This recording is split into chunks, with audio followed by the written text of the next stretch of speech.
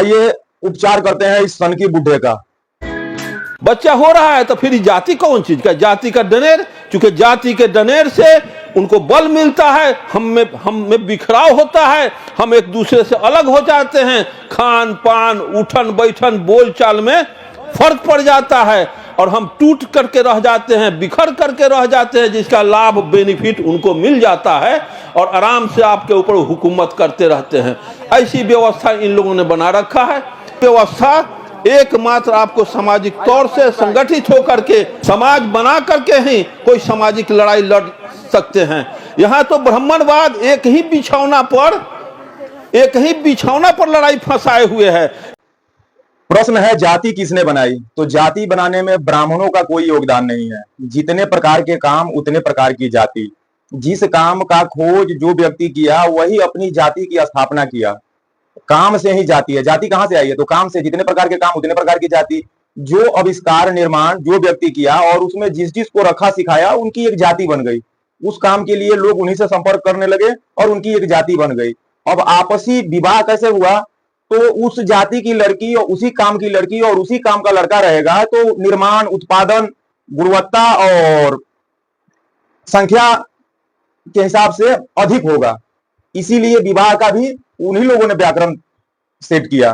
तो इसीलिए जाति में ब्राह्मणों का कोई योगदान नहीं है। जाति बनाने में ब्राह्मण नहीं बनाए हैं। ब्राह्मण बच्चा पैदा नहीं करते हैं दूसरे के घर में, केवल उनका राशि का नाम रखते हैं और नाम बताते हैं। बाकी पूरा का पूरा योगदान उन्हीं का होता है और ये बस नाम रखने के लिए जाते हैं। ठीक उसी प्रकार से जाति जो है वो वैज्ञानिक व्यक्ति जो वस्तु का आविष्कार किया, फिर उसके निर्माण के लिए व्यवस्था बनाया और उसमें अपने भाई बंधु बेटा सबको लगाया और जिस जिस को भी लगाया, जिस जिस को भी सिखाया हो, उन सबकी एक जाति बन गई और उससे क्या हुआ, निर्माण होने लगा। उसी से जाति बना है। न कि कोई ब्राह्मण बोल दिया कि तुम इस जाति में हो, उस जाति में हो। जिसका काम नहीं है उसकी जाति नहीं है। जाति अर्थात काम। जो काम करने में जो सक्षम रहा, जो आविष्कार किया, जो पेटेंट लिया, वही उसकी जाति है और जिस जिस को सिखाया उस जाति में सम्मिलित हुआ। ये नहीं कि कोई खड़ा करके बोल दिया तुम इस जाति के हो, तुम इस जाति के हो। क्या क्षत्रिय को युद्ध लड़ना ब्राह्मणों ने सिखाया? युद्ध कला का सीख तो ब्राह्मण नहीं ना दिए उनको, वो तो उत्पत्ति उनकी है। वो स्वयं ही उसमें पारंगत हुए, उसको सीखे, उसको आगे बढ़ाए। ब्राह्मणों को रखे होंगे तो कोई नोट वोट करता होगा कोई कि ऐसे लड़ते हैं, मेरे बेटे को ये सिखा देना, मेरे बेटे को ये सिखा देना, तो वो नोट करके बेटे को बता दिए होंगे। लेकिन उसका खोज अनुसंधान सबका श्रेय उन्हीं को जाता है। लकड़ी का काम ब्राह्मण सिखाएगा कि कुर्सी कैसे बनेगा और टेबल कैसे बनेगा और रथ कैसे बनेगा और धनुष कैसे बनेगा, ये ब्राह्मण सिखाया होगा। उसको स्वयं नहीं आता, वो क्या सिखाएगा? तो उसका शिक्षा दीक्षा सब उन्हीं के हाथ में रहा और जो आविष्कार किया, जो सोचा, कल्पना किया, निर्माण किया और जिस जिसको सिखाया उसकी जाति में वो सम्मिलित हो गए। लोहे का काम ब्राह्मण सिखाया, जो लोहा कहां से निकलेगा, कैसे बनेगा, कैसे उसमें काम किया जाएगा। वो जो व्यक्ति अनुसंधान किया, खोज किया, आविष्कार किया और निर्माण आरंभ किया, उसका श्रेय उसी को जाता है और उसका पेटेंट वो लिया कि ये मैं निर्माण किया हूं, इसका डुप्लीकेट कोई नहीं बनाएगा। मेरे अधीन जो रहेंगे, मेरे जो जाति में रहेंगे, मेरे जो कुल में रहेंगे, वही इसका निर्माण करेंगे। यहीं से जाति आरंभ हुई। अब मिट्टी का बर्तन बनाना ब्राह्मण सिखाएगा कि वो कैसे घूमता है, चाक घुमाने आएगा नहीं। तो वो जो बर्तन बनाना, घर बनाना, सिविल इंजीनियरिंग, वो जो आविष्कार किया इसका श्रेय उसी को जाता है। और देखिए कितना दुर्भाग्य की बात है, जिस बात पर व्यक्ति को गर्व करना चाहिए कि मेरे पूर्वजों ने ये आविष्कार किया, ये निर्माण किया, आज ये कम्युनिस्ट, दुष्ट, पापी, ये बुढ़े जैसे लोग, सनकी बुढ़े जैसे लोग इस प्रकार का माहौल बना दिए हैं, वातावरण बना दिए हैं, जिससे व्यक्ति उसी पर लज्जित हो रहा है। ये मानसिक रूप से व्यक्ति को पीड़ित और रोगी बना दिए हैं, जिस पर गर्व होना चाहिए उसी पर लज्जित हो रहा है, उसी पर शर्म आ रहा है व्यक्ति को। तो इस प्रकार के नीच लोगों से सावधान रहिए, दुष्ट पापियों से सावधान रहिए। अम्बेडकर ने स्पष्ट कहा, हम हिंदू कभी नहीं थे, हिंदू आज भी नहीं हैं, हम हिंदू धर्म के गुलाम हैं। हिंदू धर्म छोड़ना धर्म परिवर्तन नहीं, ये तो गुलामी के जंजीरें तोड़ना, इसे वीर पुरुष ही कर सकते हैं। सही है, हम सबका देवता जो है अलग अलग है, देवता के अनुसार जो धर्म है अलग अलग है, परंतु सामाजिक धर्म तो एक है। सब कोई अपने माँ को माँ ही मानता है, सब कोई अपने बहन को बहन ही मानता है, सब कोई अपनी चचेरी बहन को बहन ही मानता है, सब कोई अपने फुफेरी बहन को बहन ही मानता है, सब कोई अपने मौसेरी बहन को बहन ही मानता है, सब कोई अपने बुआ को बुआ ही मानता है, चाची को चाची, मौसी को मौसी। यही सब तो धर्म है। सब कोई पशु पक्षी सबको समान दृष्टि से ही देखता है लगभग। तो यही सब धर्म है और इन्हीं को हम लोग का धर्म हिंदू नाम से नहीं है, सनातन धर्म के नाम से है। वैदिक रिसर्च जो है उसमें है क्या खाएं, कैसे बनाएं, ये सब वेद में लिखा हुआ है। रिसर्च हुआ है कि साधु लोग क्या करते थे, यही सब साधते थे कि क्या खाने से क्या लाभ होगा, क्या खाने से क्या हानि होगा, किसको कैसे खाना है। ये सब धर्म जो है सबका एक ही है, और इसी धर्म को फारसी लोग हिंदू कहते हैं। ये हिंदुओं का धर्म अलग है, उनका रहन सहन अलग है, खान पान अलग है, जीवन यापन का ढंग अलग है, तो इसीलिए हम सब हिंदू कहने लगे। अन्यथा सबका देवी देवता अलग अलग ही है, और सबका इष्ट देवता भी अलग होते हैं। कुल देवता तो कुल के अनुसार होते हैं, इष्ट देवता व्यक्ति के अनुसार होते हैं, इसीलिए धर्म जो है अलग अलग है। एक ही बिछौना पर लड़ाई फंसाए हुए है। जैसे आप कहेंगे कि हम छठ करेंगे, आपके पति अगर अर्जक संघ में हैं या कोई मिशन में हैं, तो कैसे वो कहेंगे क्या क्या छठ करोगी, छठ से तीज से ये फलाना फलाना से कुछ काम होता नहीं है, तुम्हारा नुकसान होगा, शारीरिक बीमारी है तो बीमारी से तुम और बीमार हो जाओगी, आर्थिक तुम्हारा शोषण होगा, छठ फट मत करो। छठ का ठेकुआ केरा सूरज खाने आएगा, अगर सूरज ठेकुआ केरा खाने और गागल नीमो खाने अगर चला आवे धरती पर, तो सब तुम मर जाओगे, सारा वनस्पति जीव जंतु खत्म हो जाएगा। इतना न उस पर ऊर्जा डिस्चार्ज होता है। सूरज भगवान धरती पर नहीं आएंगे तो क्या उनकी किरणें भी नहीं आती? क्या सूरज भगवान समानता का प्रतीक नहीं है? क्या वो सबको समान दृष्टि से नहीं देखते हैं? क्या वो सबको समान दृष्टि से नहीं देखते हैं? क्या सबके पास किरणें बराबर नहीं जाती? क्या उनसे ऊर्जा नहीं प्राप्त होता? क्या सूरज भगवान का हम लोग बिजली बिल देते हैं? बिजली बिल देते हैं तो आभार भी प्रकट नहीं कर सकते।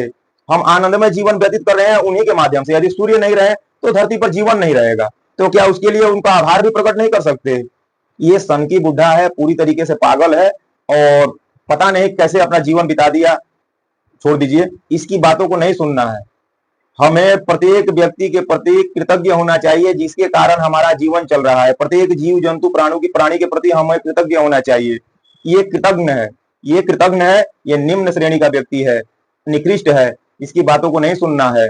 हमें सब प्रकृति के सब जीव जंतु पशु पक्षी प्राणी सब के प्रति आदर सम्मान के भाव से उनके प्रति कृतज्ञता व्यक्त करना है।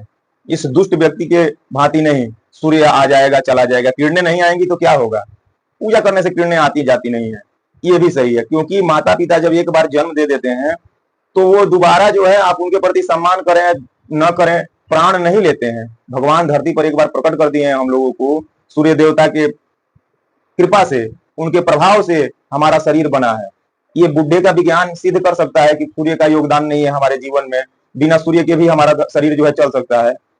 तो ऐसे दुष्ट पापी का बात नहीं सुनना है। छठी मैया की कृपा से ही संसार चल रहा है, छठी मैया की कृपा से ही संसार चल रहा है। सूर्य रूप में छठी मैया ही होती हैं, तो इसीलिए छठी मैया के प्रति कभी भी बात कोई नहीं सुनना चाहिए, इस दुष्ट पापी का बात को नहीं सुनना चाहिए। और यदि आपके सामने इस तरीके का बात करता है तो जूता चप्पल अवश्य मारना चाहिए इसको। जय हो छठी मैया। हम लोग छठ करते हैं तो आयातित वस्तुओं का उपयोग नहीं करते, उन्हीं वस्तुओं का उपयोग करते हैं जिनका रिसर्च हो चुका है वैदिक काल में और जिनका उत्पादन हम स्वयं किए हैं, उन्हीं वस्तुओं का उपयोग करते हैं। अभी वर्तमान में कुछ परिवर्तन आ गया है, सिला सिलाया कपड़ा पहन के भी छठ घाट में जाते हैं, या कुछ बाहरी वस्तुओं को भी खरीद करके लगाते हैं। लेकिन मूल रूप से छठ में किसी भी बाहरी वस्तु का उपयोग नहीं करना होता है, चीनी वगैरह का उपयोग नहीं करना होता है।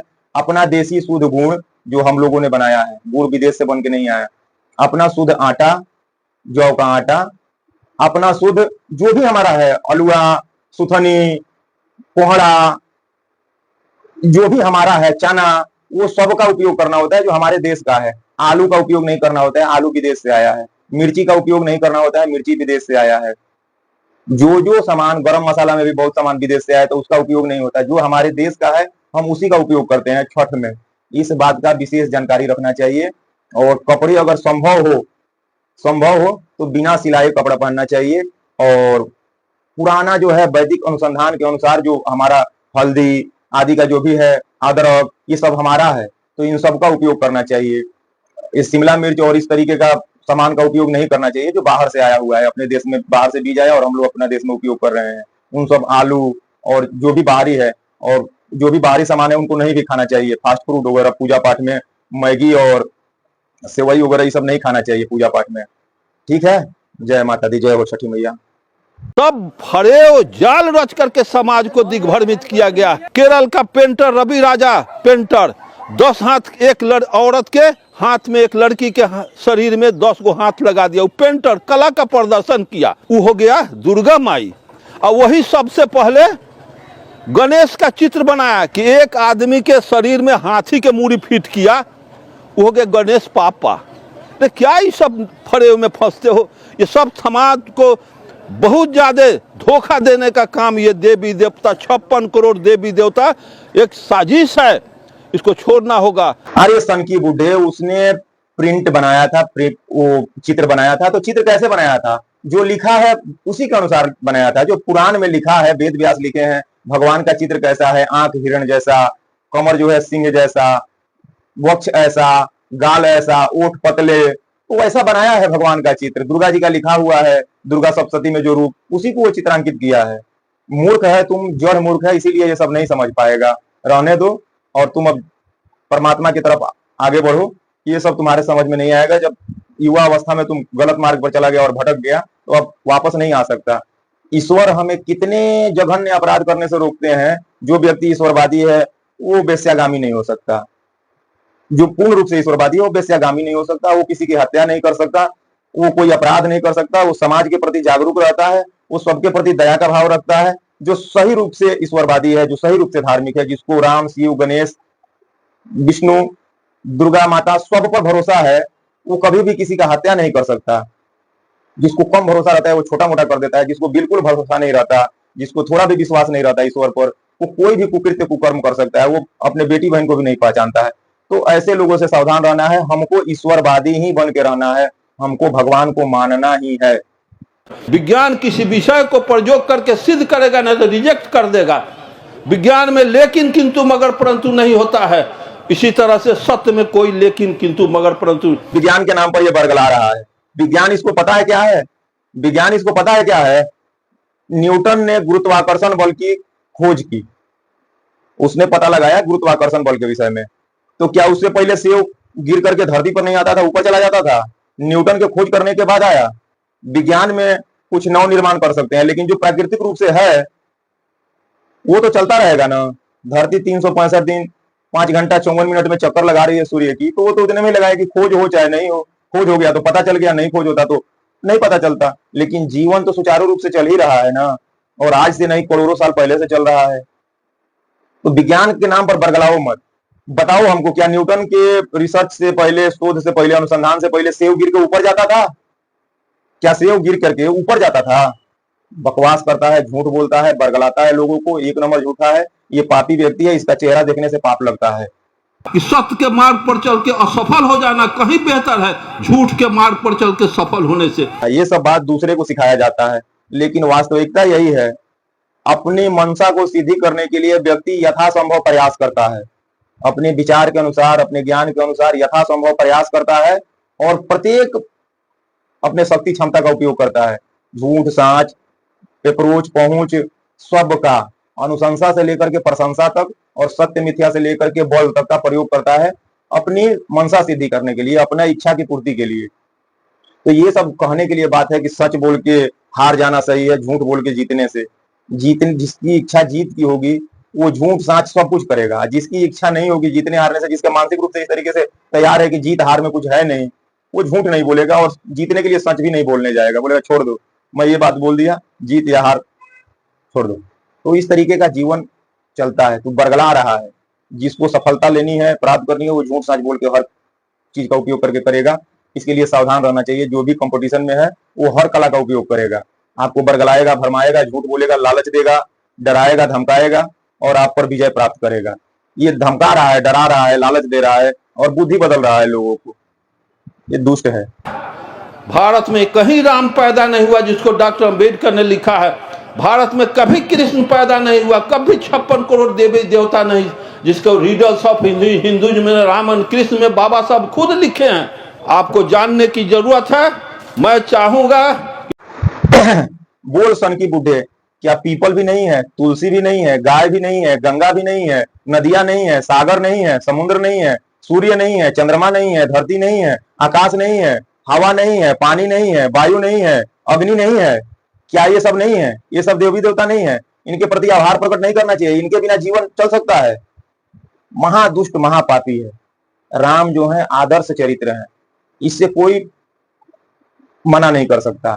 कृष्ण जो है ज्ञान का भंडार है, सत्य का भंडार है। जीवन यापन का विकट परिस्थिति में जो युक्ति को अपनाना है वो कृष्ण बताते हैं। राम जो है आदर्श जीवन क्या है, कैसे जीवन यापन करना चाहिए वो बताते हैं। ये दुष्ट जो है सबको नकार देता है। इसका शकल जो देखिए, अब जब वैज्ञानिक इतना बड़ा विज्ञानी है तो 1000-2000 साल तक ये क्यों नहीं जीवित रह रहा है, बुढ़ा क्यों हो गया? जब ये विज्ञानी है और इसके पड़ोस वाले को देखिएगा, वो बिना विज्ञान का होगा, इससे सुखमय जीवन व्यतीत करता होगा। तो ऐसा ज्ञान को रख के क्या करना जिससे दुख ही दुख हो। अब ये बोल रहा है कि पूजा पाठ मत कीजिए, आनंद उत्सव मत मनाइए। गजब दुष्ट व्यक्ति है, महादुष्ट है। और ये खरवास पक्ष का से मैं भयभीत होइए। खरवास पक्ष का कुछ होता नहीं है, पुण्य पाप कुछ होता नहीं है, स्वर्ग नरक कुछ होता नहीं है।